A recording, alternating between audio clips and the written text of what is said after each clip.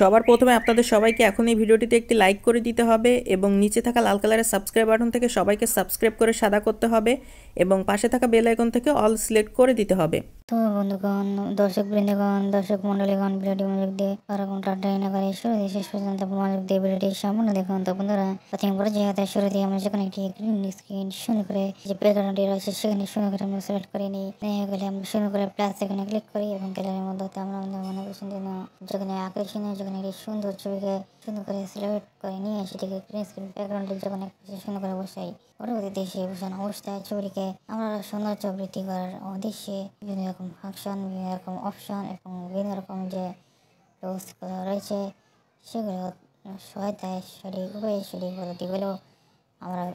ব্যবহার করার মাধ্যমে সুন্দর করে ছবিটিকে এডিটিং কাস্টমাইজেশনগুলো করে নেওয়ার পরবর্তীতে প্রথম ছবির ওপর পাশে একরকম অন্য একটি ছবি বসে সেই ছবিটিকে ভালোভাবে কাস্টমাইজ এবং অ্যাডজাস্টমেন্টগুলো করে গ্যালারিতে ভালোভাবে সেভ করি। এগুলো আমি সুন্দর সাধারণ চমৎকার গ্রিন স্ক্রিন এডিটিং